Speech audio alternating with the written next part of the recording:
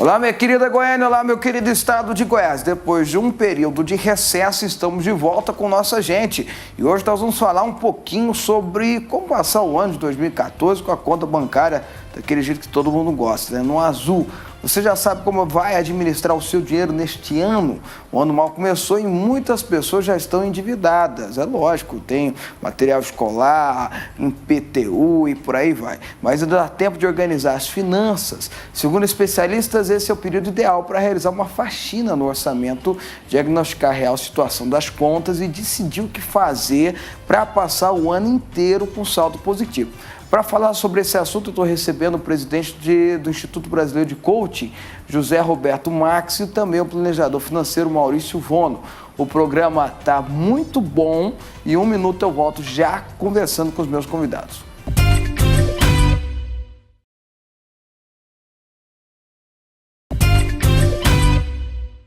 Bom, não é todo mundo que consegue se organizar e manter em dia as finanças pessoais.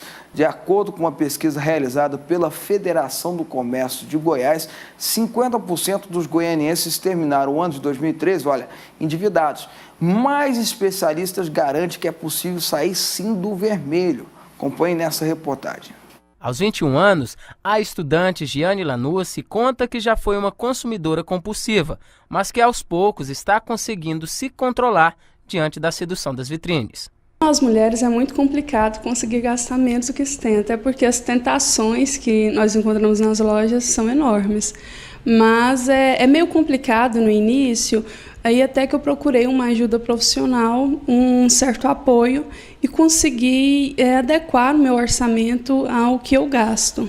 Para muitas famílias, gastar dentro do que se ganha é uma equação difícil de ser resolvida, mas especialistas garantem que, assim como a Giane, qualquer pessoa pode aprender a exercitar o autocontrole. O primeiro passo que você tem que fazer é o velho e conhecido orçamento familiar. Como que eu faço esse orçamento familiar? Eu posso pegar uma planilha eletrônica para colocar todos os meus gastos. Eu coloco todos os meus gastos fixos, gastos variáveis, e assim eu vou acompanhando meu orçamento. Fazendo isso todos os meses, você vai conseguir entrar 2014 de modo muito mais equilibrado e de um modo muito simples. Se educar em fazer um bom planejamento, né? Ter foco em cima de um planejamento feito, né?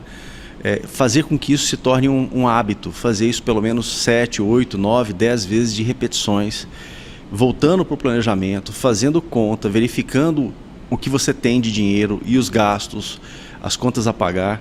Tudo isso é importante a fim de que você crie um hábito frente a esse planejamento financeiro.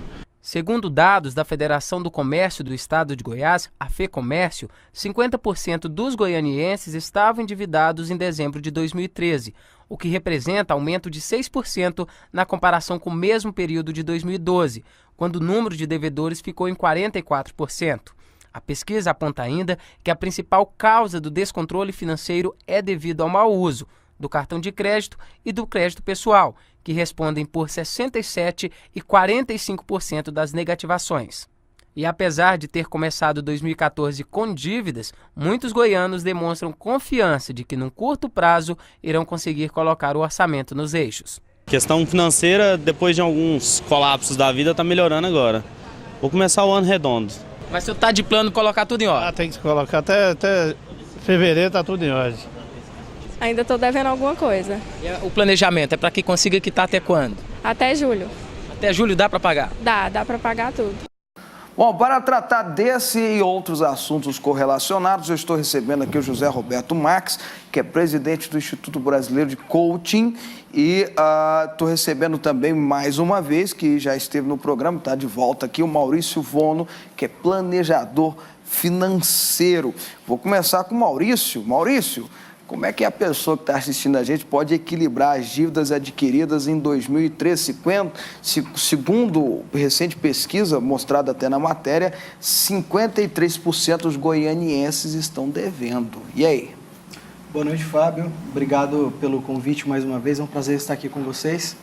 É um dado assustador e que não tem previsão de grandes mudanças, né?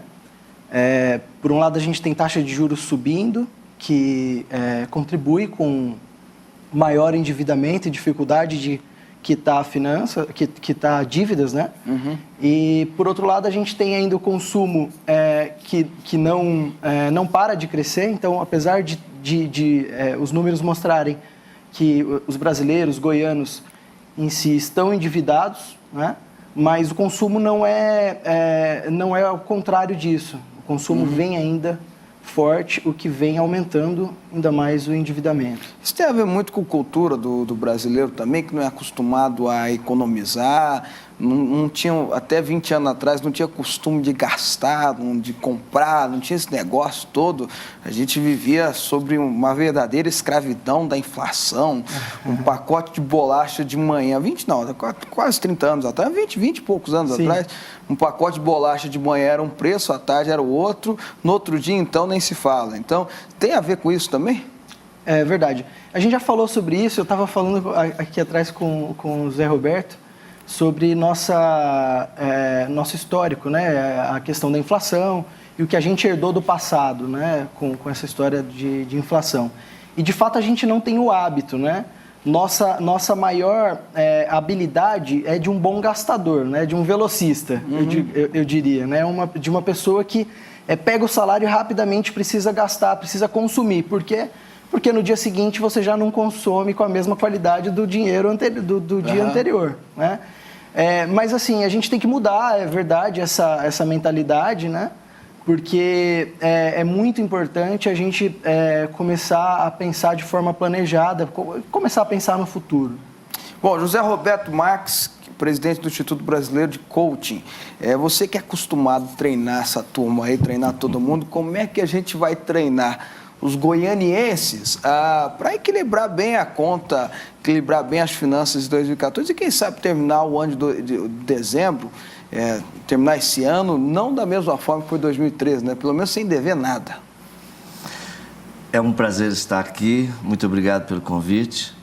E é muito importante, então, falar sobre como o ser humano funciona.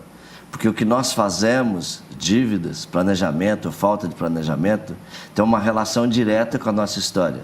Segundo a Organização Mundial de Saúde, isso é um dado da medicina, 30% de quem nós verdadeiramente somos é genética. E isto é padrão de pai, mãe, ou avô, avó, a história, herdamos de alguém. A cultura. A nossa cultura está dentro de nós, 30% de quem nós somos, sempre será 30% da nossa história. 20% de nós tem a ver com o meio onde nós estamos inseridos. Então, a cultura da empresa que eu trabalho, a cultura da minha família, 20% de quem nós somos tem a ver com a cultura da onde nós estamos inseridos. E, pasme, né? O restante tem a ver com o estilo de vida que você vive, que são 30%. A história da sua família, a cultura que você está inserido e o estilo de vida que você tem é que faz a gente gastar ou não gastar. Olha que coisa interessante. Também bastante legal, do ponto de vista da psicologia positiva, adoro linkar as coisas, os assuntos que eu falo, nós temos 7 níveis de comportamento, nós temos 7 movimentos internos de evolução do ser humano. E isso tem uma relação com a nossa história também. Capacidade técnica e conhecimento, em 7 níveis de conhecimentos, é apenas o 3º nível.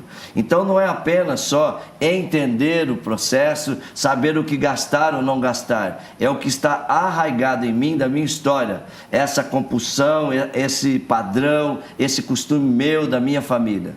Então, a grande dica é, conheça-se, né? E um movimento simples, eu diria. Você verdadeiramente já pegou um papelzinho bastante simples e colocou e escreveu: o que eu estou devendo? Né? Ou o que eu quero para o final de 2013? Verdadeiramente, o que precisa acontecer para que eu tenha uma sensação e um movimento de mudança? Na parte bem simples e sendo efetivo, pegue um papel e escreva todas as suas dívidas. Tudo que você lembrar, tudo. 100% de tudo. Tem gente que vai assustar. Ah, com certeza. Tem gente que não sabe. Vai assustar. Tem gente que não sabe o quanto que ele está devendo. É verdade ou não é? Na hora que ele cai na real, fala, poxa vida, eu estou falido. Isso é uma realidade. Mas eu convido essas pessoas a pegarem e a serem corajosas o suficiente para escrever isso num papel. E aí, muito simples, colocar as prioridades da dívida. De 1 a 10, de 0 a 10 ou de 1 a 10, o quanto cada dívida dessa faz sentido, tem sentido para mim. Porque aí você vai ter uma visualização do que você gastou e não era necessário gastar. Quais as coisas que realmente me motivam, quais as coisas que são importantes para mim, que dão significado da minha vida que eu estou gastando. Porque às vezes eu tenho uma tristeza, uma depressão, às vezes eu tenho uma busca que está dentro de mim e eu busco fora. E eu estou investindo esse dinheiro. A grande dica é o que você precisa fazer para ter esse equilíbrio interno, para poder então dar uma ajeitada nessas contas. Bom, partindo desse raciocínio, Maurício, que o José Roberto está dizendo aqui com a gente, de mudar a mentalidade e tudo mais, de colocar as contas no papel. Bom, eu coloquei aqui as minhas dívidas no papel. Tem lá, devo para 5 instituições, 5 pessoas, enfim. Como é que eu escolho a primeira dívida a pagar? Porque provavelmente a pessoa não vai ter condição de pagar 5, 6 dívidas de uma vez. Ela vai ter que fazer um planejamento nesse sentido. Qual é a orientação que você daria? Fábio, antes de responder a questão, gostaria de complementar, muito bem colocado pelo José, a questão de anotar os gastos, os gastos não, ele colocou as dívidas, né? É muito importante porque você está olhando de forma prática a sua realidade, o que você fez, né? E como você está num ponto de partida, mas existe aquela dívida, esse está nos seus passivos, né? Mas existe aquela dívida que você ainda não adquiriu, mas a dívida é sua, que são os gastos eventuais, eu diria, né? Geralmente, quando as pessoas colocam no papel, para entender o seu orçamento, elas colocam as dívidas, porque sabem muito bem o que deve, geralmente sabem, e colocam os grandes consumidores da sua renda. Aluguel, parcela de imóvel, parcela de carro, os gastos que são mais visivelmente ali presentes, né?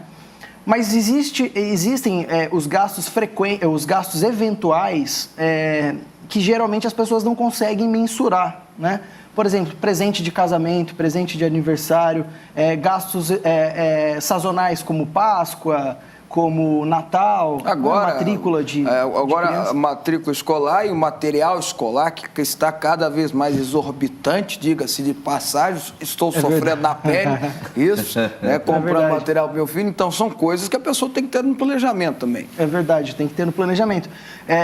E aí, é uma dívida que você ainda não adquiriu, mas que você está fadado a adquirir, né? E quando você não consegue mensurar, colocar isso no papel, ele vem somar suas dívidas e aí vem aquela velha e sempre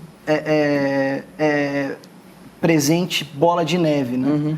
Que acaba prejudicando quando a pessoa já está endividada. Mas respondendo à questão, quando você pergunta de qual dívida é melhor você sanar primeiro, sempre aquela de maior juro, né? Então, geralmente é bancária, né?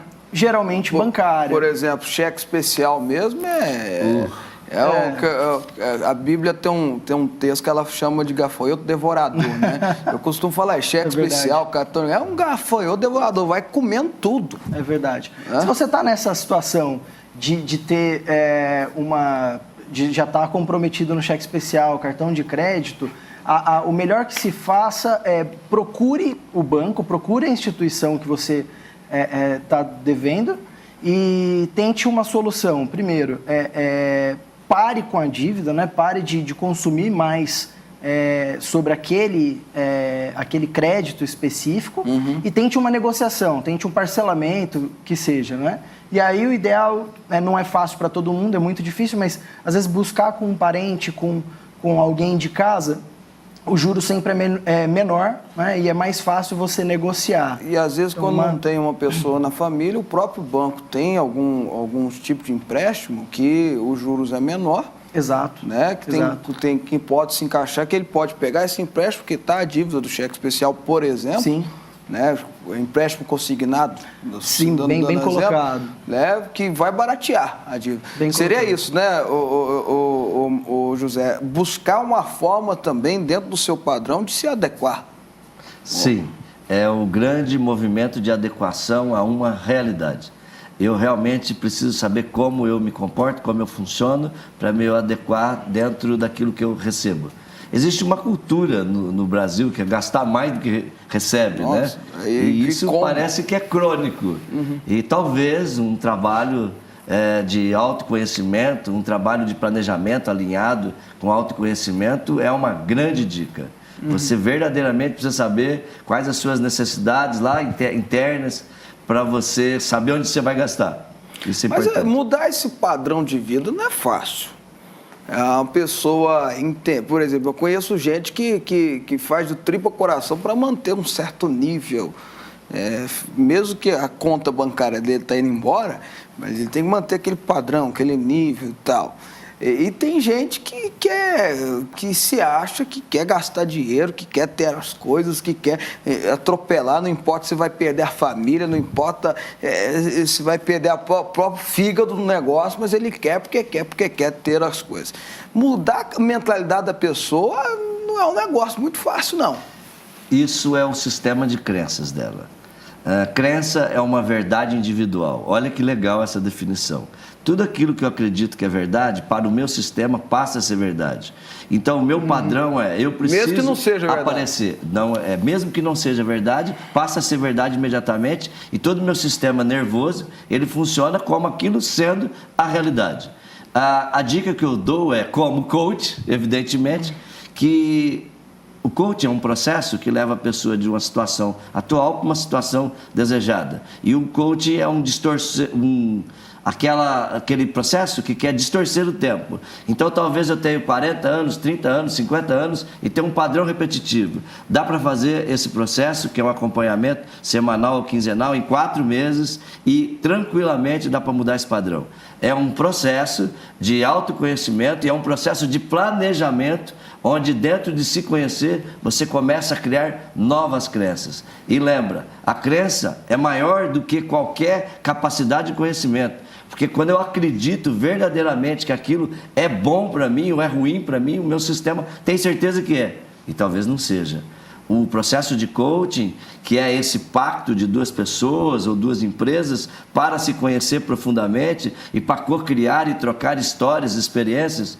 Imagine você, com toda a sua expertise, o seu conhecimento, a sua devoção, a sua espiritualidade, se conectar com 2 outras pessoas. O Maurício, com o cunho financeiro, com o planejamento, com a área de banco que ele atua, e comigo, que tem uma maestria no desenvolvimento do ser humano. Como seriam as nossas 3 inteligências juntas? Como seria um processo onde a gente cocriasse os nossos conhecimentos num único objetivo? Com certeza, a gente faria, todos nós 3, independentemente se o objetivo fosse meu, seu ou dele, a gente faria isso 10 vezes mais rápido. Esse é o princípio do coaching. Tá ok. Talvez as pessoas precisem um pouquinho mais de treinamento na sua vida pessoal para conseguir ter as coisas, né? Sim. A gente fala tanto, o Maurício, de planejamento e esquece que às vezes a gente tem que mudar, como o José falou, as nossas crenças, né? Aquela perguntinha, né? Será que eu realmente preciso ter isso? Vou gastar minha tripa e meu coração aqui e eu preciso ter isso? Não falta essa pergunta não nas pessoas? Falta sim, Fábio. Uma questão que eu sempre gosto de trabalhar, às vezes você está em uma situação justamente por conta das crenças. E às vezes são crenças suas, mas que são crenças que outras pessoas colocaram dentro de você. Por exemplo, a compra de imóvel, né? A compra do primeiro imóvel. Porque você deve comprar seu primeiro imóvel, porque é a primeira coisa que você deve adquirir. Há 20 anos atrás falava, quem compra terra nunca erra, nunca né? Mas há 20 anos atrás, naquela situação econômica, isso era uma realidade, né? O cara comprar um lote, comprar um apartamento, era a melhor coisa do mundo. Hoje já não é a melhor forma assim. de não errar, é verdade. É verdade. E essa é uma crença que você possivelmente pode ter e às vezes acaba se enrolando, né? com as contas por acreditar que aquilo realmente é o melhor que você possa fazer. Mas existe também, esse é uma conta fácil de enxergar, né? Porque geralmente você vai para um financiamento, vai pagar parcelas altas. Mas existem aquelas, e aí você falou na questão do comportamento, do que você faz para mudar o seu cenário, né? E os pequenos consumos geralmente são aqueles responsáveis por você estar na situação, são aqueles que você dificilmente enxerga. Sabe aquela história de você colocar 300, 500 reais na carteira, passar uma semana, 2 semanas e você se perguntar, para onde foi o dinheiro? Comumente acontece isso com as pessoas que eu conheço. Você tá bem otimista. 2, 3 semanas. Às vezes sou bem rápido esse dia. Mas não é caso da pessoa, você está falando assim de conhecer a realidade, não é caso da pessoa pensar. Não, eu vou dar um exemplo pessoal meu. Ok. Eu comprava sempre, tem 3 revistas de circulação nacional conhecidas. Eu comprava sempre as 3 revistas. Todo domingo ia lá na banca de revista, gastava lá. Hoje seria 10 reais cada um, porque cada um custa mais ou menos isso. Todo 30 pau. Aí um dia eu sentei e fiz o cálculo de quanto que eu estava gastando por ano. Eu fiz o cálculo. Eu não tinha nada para fazer, confesso. Falei, vou somar aqui. E eu sei que dava na época aí uns 600 reais, que isso já faz um tempo, já, uns 600, 700 reais. Eu falei, puxa vida, eu estou gastando isso. Aí eu fui ver o preço da assinatura por ano de cada revista. Estou dando exemplo. Era 300 e poucos reais naquela época, hoje é bem mais caro do que isso. Eu falei, poxa vida, eu estou gastando o dobro, comprando as revistas mas é uma coisa que eu não tinha, porque só se eu somar tudo que dava esse valor tanto, né? No final, no domingo era só 10 reais que eu gastava em cada revista. Então, às vezes, aí eu fui, assinei as revistas e estou economizando, desde então, economizo, eu acredito, quase a metade. Não estou incentivando a assinatura, não. Estou incentivando planejamento, cálculo. Claro. Conta. Não falta isso, não? Falta. Olha só, o exemplo da assinatura é bem interessante, mas é algo bem tangível também. Talvez você chegou a fazer essa conta porque viu o acumular das revistas em casa e falou, poxa, quanto é que eu já não gastei com isso? Mas imagina agora os gastos com café, com um cafezinho na padaria, gastos com lanche, gastos com almoço. É óbvio que todos precisamos ter esses gastos, né? Porque isso nos faz bem, mas será que se eu fizer de uma forma não diária, ou se eu me planejar para gastar isso também, né? ou para gastar menos com isso, com alimentação, vestuário, enfim. No final do ano, você vai ver que, se você somar diariamente, essa conta sempre vai ser cavalar, né? Esses 700 reais que você deu como exemplo, aí você soma alimentação, vestuário, gastos com carro, que é um outro grande vilão, né, do nosso consumo. Aí você vai ver gasolina cada vez mais caro, né? Então, se você vê todos esses gastos somados um ao outro, aí você vai ver que realmente fez uma grande diferença no final de um ano. Você poderia ter poupado, né, ou poderia não estar no vermelho, como é o caso de muitos, como mostrou a pesquisa. José Roberto, eu tenho um padrão otimista das coisas. Eu realmente acredito que a gente pode chegar lá, o Brasil pode chegar lá. Eu costumo dizer que o Brasil precisa ser 50% do que é os Estados Unidos, para mim já vai estar ótimo. Com toda sinceridade, já vai estar bem para frente. Eu não sou daqueles que acham que os Estados Unidos é o grande vilão do mundo e tudo mais. Não tem muita coisa errada, mas tem muita coisa boa para ensinar lá também. Mas mas dentro desse otimismo, eu sei que se a gente não começar a preparar as próximas gerações, as coisas não vão melhorar. Se a gente não começar a pegar a criançada e falar, olha gente, vamos conversar aqui, vamos bater um papo aqui, descubra como é que cuidar desse dinheiro seu. Eu tenho um filho de 5 anos, está na escola e tudo mais e tal, a minha outra ainda não entrou na escola, e eu comecei agora esse ano, estou disciplinado, abri previdência para ele desde quando ele nasceu, mas esse ano eu comecei a dar 30 reais por ele por mês. Aliás, comecei esse ano mesmo, ele só recebeu um mês até agora. E falei para ele, você não vai ter outro dinheirinho nesse mês. É só esses R$30, você vai guardando, vai ver o que você Mesada. vai comprar, é uma mesada. Você tem que merecer, fazer igual meu pai fazia comigo mesmo. Você tem que merecer e tudo mais. Se você se comportar bem, tá aqui os seus R$30. Eu não vou pedir para ele... Tem que guardar os brinquedos, essas coisas, porque outra tarefa ele não vai ter conta, não. É uma forma de eu começar a ensinar meus filhos, né? Como é que a turma aí de casa pode começar a ensinar a criançada? Será que nós não precisamos ter essa educação na escola também, não? Maravilhoso. Esse exemplo eu achei fantástico. Por quê? Porque esse exemplo que você traz para o seu filho vai criar nele um padrão. Um padrão e uma crença. De que a crença do merecimento, aliás, a Roda da Abundância fala isso, né? A gente tem que pedir, tem que orar, tem que amar e merecer. Isso é uma ideia fantástica. Talvez alguma ação do tipo que você está falando, com os nossos filhos ou com a gente mesmo, seja uma super ideia. E lembre-se, quando você diz, eu acredito que o mundo é ótimo, é maravilhoso, eu também acredito nisso. Não, eu acredito que ele pode se tornar, eu estou otimista. Mas eu acredito que o mundo é ótimo e maravilhoso porque a gente escolhe o lugar onde você está inserido. Se nós não temos 100% de coisas maravilhosas, nós temos o direito de escolher o lugar onde nós estamos, que será maravilhoso. Então, a programação mental positiva, esse planejamento, este padrão que a gente deve construir, isso tem a ver com a nossa história, com a nossa família. E quando você me diz, eu dou R$30 para o meu filho, e ele começa a aprender que se ele cuidar direitinho do dinheiro, ele vai passar 30 dias, daqui 30 dias ele tem outro R$30, e talvez você aumente para 40 ou para 50, de acordo com aquilo que ele faz, isso é uma ideia extraordinária. Vamos supor que as pessoas podem fazer isso, a exemplo de que você falou, Maurício, com o cafezinho, ou com o refrigerante, ou com o suco, ou com o lanche. Será que o nosso ouvinte, ele pode, literalmente, essa semana, pegar um papelzinho lá, na prática, efetivamente, o que eu gastei hoje, é segunda-feira, tá bom. Convido as pessoas que estão nos ouvindo a anotar, num papelzinho mesmo, no lugar, no seu computador, tudo que você gastou com alimentação essa semana. Chegar na sexta-feira à tarde e aí fazer uma revisão. Segunda, terça, quarta, quinta, sexta. Onde é que eu gastei que foi excesso? O coaching é um processo de perguntar. Então, você pode perguntar para si mesmo, verdadeiramente onde eu investi, onde eu gastei, onde foi legal e onde eu vejo nitidamente um excesso. Então eu convido as pessoas a ter essa atitude simples, que pode ser com a sua alimentação. Restaurante, lanche, cafezinho, refrigerante. E eu vou chegar na sexta-feira, fazer esse levantamento, e aí eu faço outro convite, que durante o mês de janeiro, mais uma semana, mais 2 semanas, você reveja essas anotações durante 2 semanas. Será que isso trará um aprendizado?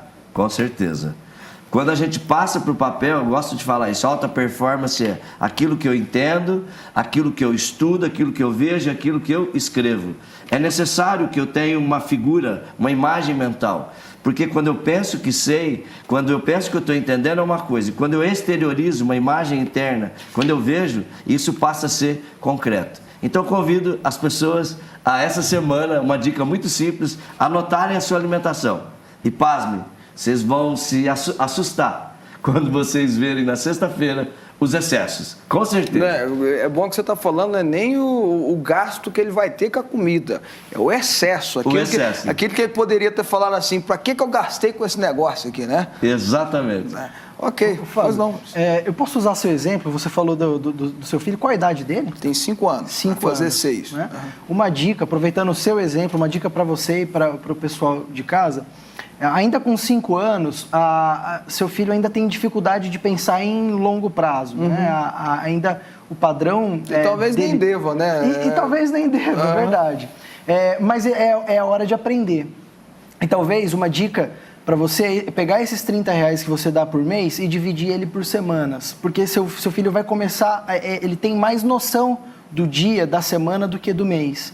E aí, quando ele começar a conseguir entender como é que funciona a semana, o calendário, e aí sim você passa para uma mesada de verdade, né? Então começa com uma semanada. Né? Essa é uma dica para crianças de até novinhas, 8, até 8, 9 anos de idade por semana. Vou seguir seu conselho.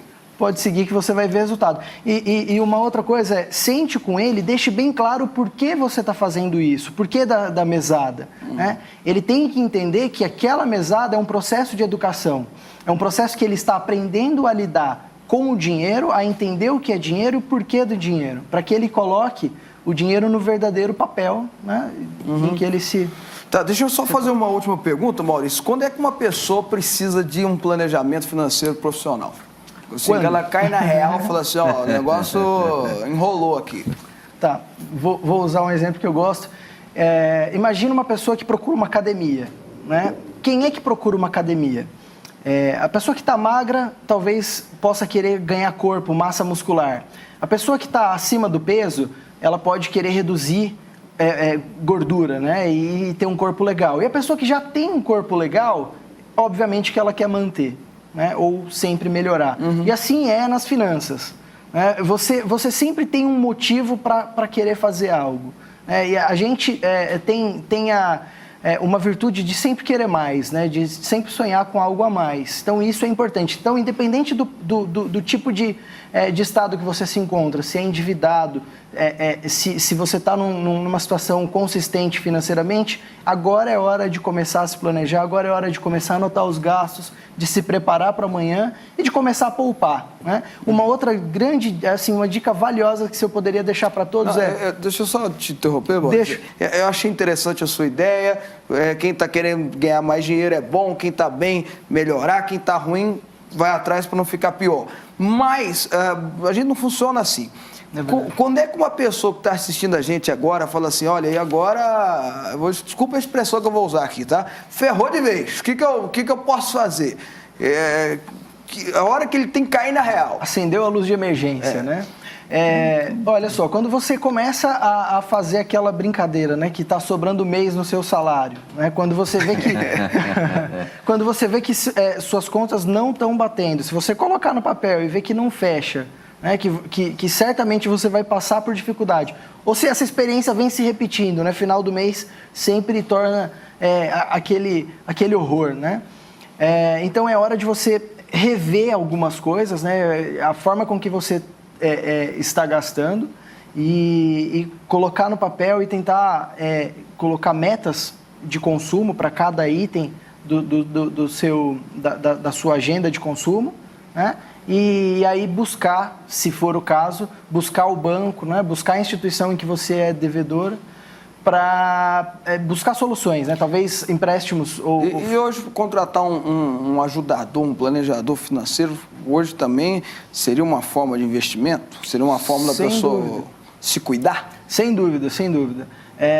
Eu tenho uma frase que eu gosto de usar muito, que é de Benjamin Franklin, que investir em conhecimento sempre geram os melhores juros compostos. Então, se você busca algum tipo de conhecimento, algum tipo de ajuda, um profissional, você está investindo em conhecimento e isso vai te trazer um resultado certamente. Né?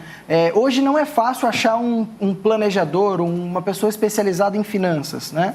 Então, você tem o coach, que ele em qualquer, como o José Roberto, em qualquer campo da sua vida pode te ajudar, pode te preparar para uma melhor performance, mas já tem algum, um ou outro aí em cada cidade, você, talvez pela internet, você possa achar sites de ajuda ou pessoas que trabalham, a meu exemplo, com finanças pessoais. Perfeito. Eu ganhei esse livro aqui do José Roberto Marques, como eu disse no começo, ele é presidente do Instituto Brasileiro de Coaching. Quem pega aqui para mim? Você pega aqui, Zezé? O Poder do Coaching está aqui. Tá? Põe pra gente aqui, por favor, o poder do coaching, né? Coaching é uma expressão... Tirar o meu dedo? Peraí, abaixar, ok.